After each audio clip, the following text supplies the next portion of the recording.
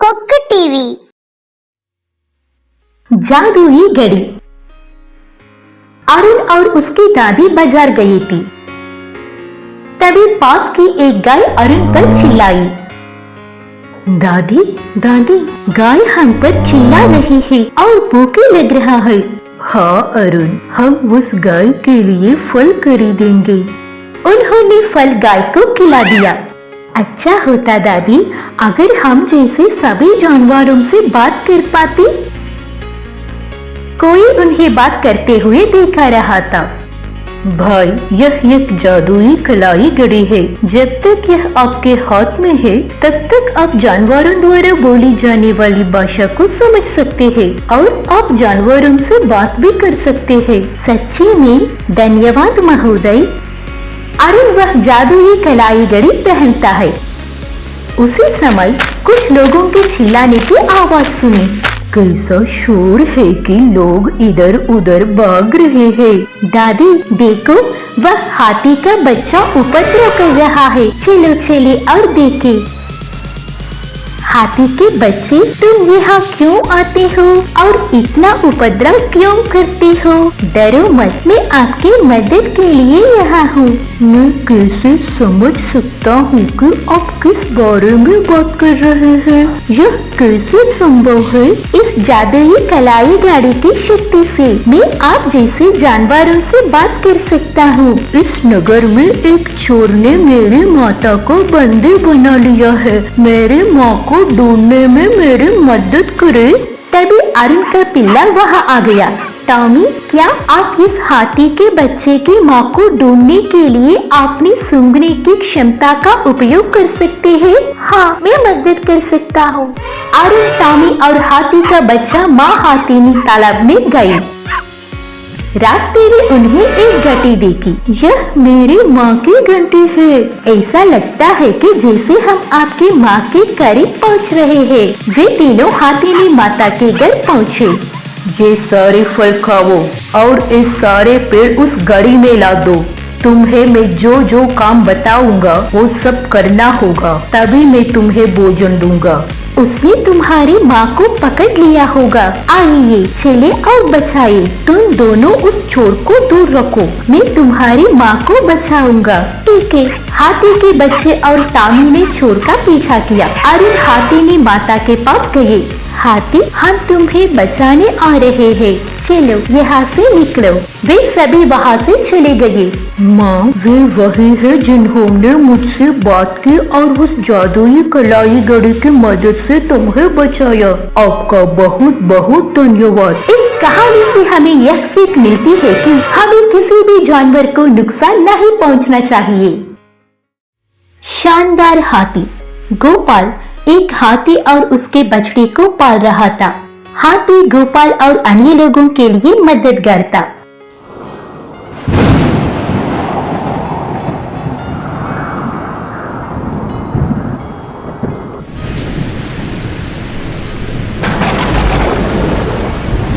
एक दिन भारी बारिश हुई। तभी एक घर पर एक पेड़ गिर गया और घर के लोग बाहर नहीं आ सके और वे चिल्लाने लगे, कोई हमारी मदद करे, हमारी मदद करे। गोपाल ने हाथी के सहारे पेड़ को पकड़ लिया और घर के लोगों को बचा लिया। राजू व्यापार करने के लिए बैलगाड़ी में गट्टर ले जा रहा था। तभी गाड़ी कीचड़ में फंस गई। तभी गोपाल का हाथी वहां आया, गाड़ी को कीचड़ से बाहर धकेला और गाड़ी को आगे बढ़ने में मदद की।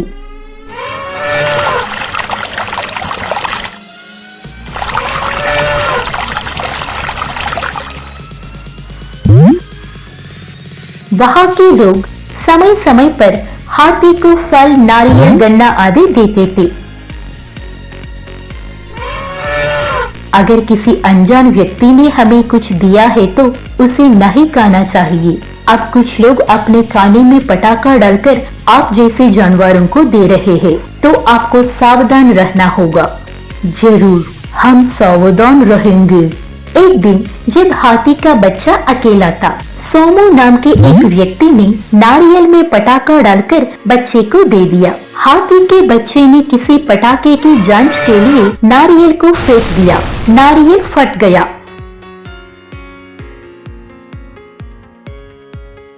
शोर सुनकर वहां आए लोगों ने सोमू को पकड़ लिया। हाथी ने तुम्हारा क्या बिगड़ा है? ऐसा दोबारा ना करे, सभी जानवरों पर दया करे। इस कहानी से हमें यह सीख मिलती है कि कोई भी जानवर हमें नुकसान नहीं पहुंचता। अगर कोई दुख देता है तो वे खुद को बचाने के लिए दूसरों पर हमला करते हैं। तो इसका मतलब है कि हमें किसी भी जानवर के प्रति दयालु होना चाहिए। विशालकाय मुर्ग। कन्नन मुर्गियों बेचते थे। कन्नन मुर्गियों को स्वास्थ्य प्राकृतिक भोजन, फल, अनाज आदि खिलाते थे तो मुर्गियां स्वस्थ हो जाती है। वे अच्छी गुणवत्ता के थे। 6 महीने में मुर्गियां अधिक वजन वाली हो जाती है और बिक्री के लिए तैयार हो जाती है। गोपाल फलों और सब्जियों का व्यापार करता था। हम फल और सब्जियां बेच रहे हैं, लेकिन कन्नन केवल मुर्ग बेचते हैं। उनकी तरह हम भी मुर्गियां पालेंगे और जल्दी अमीर बन जाएंगे। सबसे पहले एक मुर्ग को पाले। गोपाल ने एक चूजा खरीदा। गोपाल ने चूजे को खिलाया। क्या गोपाल, मुर्ग पालते हो? हाँ सोमू, मैं कन्नन की तरह मुर्गियां पालना चाहता हूँ और जल्दी अमीर बनना चाहता हूँ। ठीक है गोपाल, अपने मुर्ग को तेजी से बढ़ने के लिए विकास उत्तेजक दे। ठीक है, मैं ऐसा ही करूँगा। गोपाल ने मुर्ग को तेजी से बढ़ने के लिए दवा दी। कुछ दिनों में सोमू सही है, चिकन अच्छी तरह से बढ़ रहा है। मैं भी उसी दिन सारी दवा दे दूंगा। 10 दिनों में मुर्ग बड़ा हो जाएगा। ऐसा सोचकर गोपाल ने मुर्ग को खूब दवा खिलाई। मुर्ग एक दिन में बहुत बड़ी हो गई। आह आह, हमारा मुर्ग बहुत बड़ा हो गया है। हा हा हा, भूखे भूखे, मुझे खाना दो। अगर तुम मुझे खाना नहीं दोगे तो मैं तुम्हें खा जाऊंगा। मुर्ग के डर से गोपाल ने अपने घर से फल सब्जी दे दी। मुर्ग ने उन्हें जल्दी से खा लिया। मुर्ग गोपाल के घर के ऊपर चढ़ गई। घर गिर जाता है। तभी फल गाड़ी भी दुर्घटनाग्रस्त हो गई।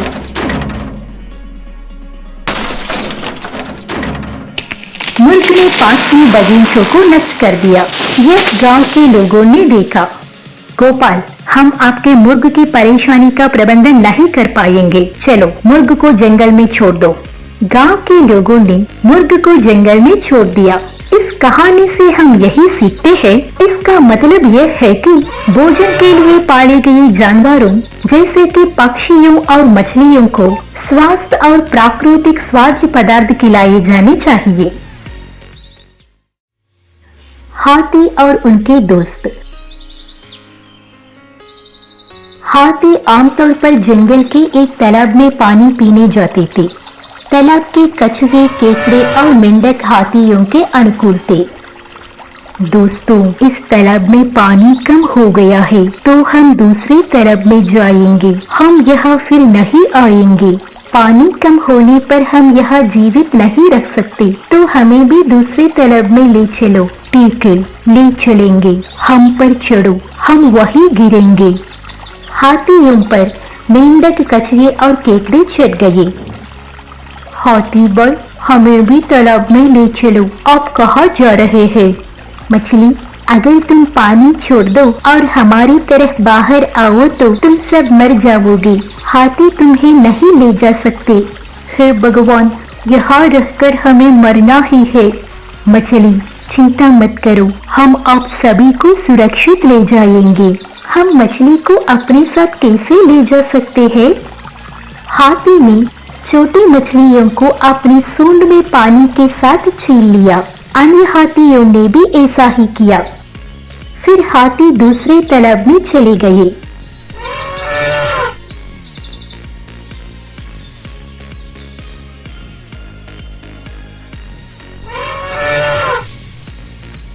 हाथी जैसे ही तालाब में पहुंचे, मेंढक, केकड़े और कछुए तालाब में कूद पड़े।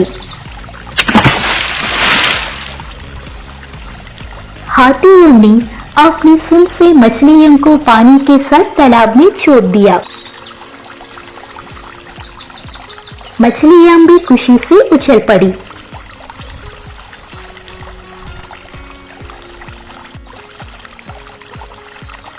हाथियों ने जो मदद की है उसे हम कभी नहीं भूलेंगे।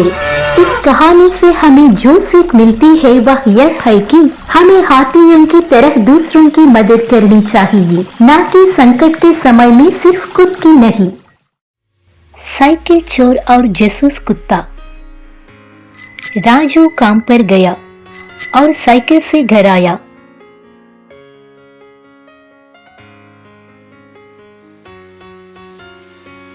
अगले दिन सुबह, साइकिल कहाँ है? वह यहाँ गायब थी। कोई हमारी साइकिल चोरी कर रहा था। हाँ, हमारी साइकिल चोर चुरा लेगा। आइए पुलिस को बताते हैं। राजू, तुमने अपनी साइकिल कहाँ रखी थी? सर, मैं हमेशा साइकिल यही रखूंगा। 2 दिन के भीतर मैं उस व्यक्ति को ढूंढ लूंगा जिसने आपकी साइकिल चुराई थी। अरुण और टॉमी यह देख रहे थे। टॉमी, हमें राजू अंकल साइकिल मिल जाएगी। अरुण और टॉमी राजू की साइकिल की तलाश में निकले। तभी टॉमी ने देखा कि साइकिल का एक पेडल, यह राजू का साइकिल पेडल हो सकता है। आइए इसके साथ एक साइकिल खोजें।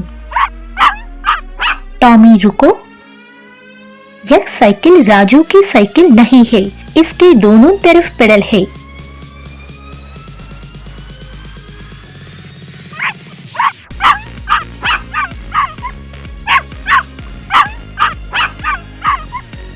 यहाँ देखो टॉमी, यह साइकिल राजू की साइकिल है। इस साइकिल में केवल एक तरफ का पेडल है। चलो राजू अंकल के पास चलते हैं और उसे बताते हैं। अंकल, हमें आपकी साइकिल मिल गई। चलो पुलिस के साथ चोर को पकड़ते हैं। अरे, ये साइकिल तो तुमने खुद चुराई है। सर, यह मेरी साइकिल है। अरुण, आप कैसे कहते हैं कि यह राजू की साइकिल है? यह पेडल राजू अंकल के घर के पास था। टॉमी ने इसे सूंघा और साइकिल को पाया। महोदय, मैं साइकिल चल रहा था तभी एक पेडल नीचे गिर गया।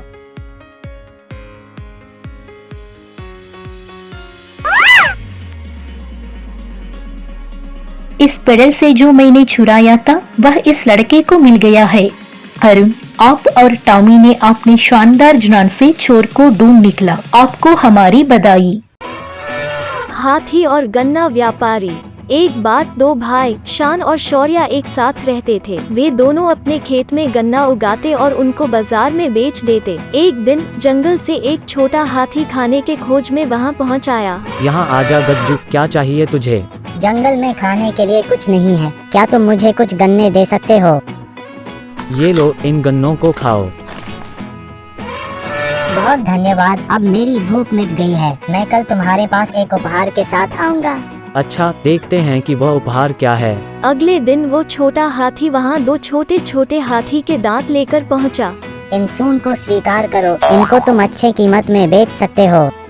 शौर्य, तुम इन गन्ने गज्जू को दे दो, मैं जाकर इन दांतों को बेचकर आता हूँ। ठीक है शान, उनको बेचकर जल्दी आना। महोदय, इन दांतों के बदले क्या मुझे पैसे मिल सकते हैं? ये बहुत छोटे हैं, तो मैं इनके लिए तुमको 2000 दे सकता हूँ। यह तो बहुत कम है, क्या इनके थोड़े और मिल सकते हैं? नहीं, यह देखो, अगर यह दांत इतने बड़े होते तो मैं तुमको 1 लाख तक दे सकता था। ठीक है, मुझे 2000 ही दे दो। बड़ा दांत मिलने के बाद मैं फिर से आऊँगा। बाद में शान खेत पहुँचता है। गज्जू, मुझे उनके लिए कम पैसे मिले, क्या कल तुम बड़े सूंड ला सकते हो? मैं मेरे पापा को कल बड़े दांत लाने को कहूँगा। पापा, आज मुझे गन्ने के खेत में कुछ अच्छे दोस्त मिले। उन्होंने मुझे ढेर सारे गन्ने दिए और मैंने उनको जंगल से छोटे सूंड दिए। अब उनको बड़े सूंड चाहिए। ओ सच में, कल हम बड़े सूंड के साथ उस गन्ने के खेत में जाएंगे। अगले दिन वो दोनों बड़े सूंड के साथ उस गन्ने के खेत को गए। हम इन सूंड को यहाँ छुपा देते हैं। पहले हम उनका प्रकृति जानेंगे और बाद में हम उनको यह देने का सोचेंगे। स्वागत है दोस्तों, तुमको जितने गन्ने खाने हैं उतने खाओ। शौर्या, इस हाथी का सूंड तो बहुत बड़ा है। अगर हम इस बड़े सूंड को बेचें तो हमको बहुत पैसा मिल सकता है, पर उसके लिए हमको कैसे भी करके इस हाथी का सूंड तोड़ना पड़ेगा। बड़े हाथी ने इसको सुन लिया। ओ लालची भाइयों, हम तुम्हारी असली प्रकृति जानने के बाद तुमको और भी बड़ी सूंड देने को तैयार थे, लेकिन तुम्हारी लालच के कारण तुमने जल्दबाजी कर दी और मेरी ही सूंड तोड़ने की सोची। अब तुम्हारी इच्छा पूरी नहीं होगी। मैं तुम दोनों को माफ करता हूँ। इस कहानी से हम यह सीखते हैं कि अगर दूसरों से कोई उपहार मिले, चाहे वो कितना भी छोटा हो, हमें उसे खुशी खुशी स्वीकारना चाहिए और लालच नहीं करना चाहिए। होशियार गधा। रमन ने बाजार तक सामान पहुंचाने के लिए एक गधा पाल रखा था। रमन, मेरे नमक के बोरियों को बाजार ले आना। ठीक है, मैं उनको बाजार ले आऊंगा। बाजार तक नमक की बोरियों को पहुंचाने के लिए रमन को एक नदी पार करना पड़ता। जब गधे ने नमक की बोरियों के साथ नदी पार की, तब नदी की गहराई के कारण नमक पानी में घुल गई और बोरियों की वजन कम हो गई। रमन, नमक इतना कम कैसे हो गया भाई? जब गधा नदी में नमक की बोरियां ढो रहा था, तब नदी की गहराई के कारण नमक पानी में घुल गई। ऐसा फिर से नहीं होगा। अगले दिन। रमन, आज मेरी रुई की बोरियों को बाजार ले आना। ठीक है, मैं उनको बाजार ले आऊंगा। इस बार रुई की बोरियों को बाजार तक सही सलामत अच्छी अवस्था में लेकर आना। हाँ, मैं इस बात को जरूर ध्यान में रखूंगा। रमन ने रुई की बोरियों को गधे पर चढ़ा दिया और वे दोनों बाजार की ओर चल पड़े। मेरा मालिक सोचता है कि मैंने जानबूझकर नदी में नमक के वस्ते को भिगाया ताकि वो हल्का हो जाए, तो इस बार मैं कम गहराई वाली जगह से नदी पार करूंगा ताकि रुई सुरक्षित रहे। ये सोचकर उस गधे ने कम पानी वाली जगह से नदी पार की। वाह, हमारे गधे ने बोरियों को बिना भिगोए नदी पार की। हमारे पास बहुत होशियार गधा है। महोदय, मैं इन दिनों बहुत परेशान हूँ। तुम क्यों परेशान हो? जी, अब मेरे पास पैसा होता है तब मैं सुखी हो जाता हूँ, संतुष्ट रहता हूँ, लेकिन जब मेरे पास पैसा नहीं होता तब मैं असंतुष्ट रहता हूँ और मन की शांति नहीं होती है। तो हर वक्त सुखी और बिना चिंता के साथ रहने का कोई तरीका है? देखो बेटा, ये गधा क्या करता है। वह गंदे कपड़ों को नदी तक पहुँचाता है। उस गधे के चेहरे को देखो, क्या वो गंदे कपड़े धोते हुए तुम्हें परेशान दिख रहा है? और आज शाम को इसी गधे को नदी से लौटते हुए भी जरूर देखना।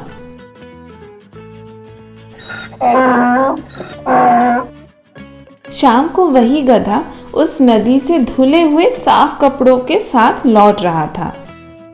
अब इस गधे को देखो बेटा, यह गधा अब साफ कपड़े लेकर जा रहा है, लेकिन उसके चेहरे पर वही सुबह वाली भाव है। जैसे ये गधा गंदे कपड़े धोते हुए दुखी नहीं था और ना ही साफ कपड़े धोते समय बहुत सुखी, वैसे ही हमें इसी तरह अपनी जिंदगी जीनी चाहिए। हम इस कहानी से ये सीखते हैं कि अगर हमारे जीवन में परेशानी आए तो हमें ज़्यादा दुखी नहीं होना चाहिए, और अगर कुछ अच्छा हो तो हमें अधिक खुशी भी नहीं होनी चाहिए। हमें हमेशा संतुलित जीवन जीना चाहिए।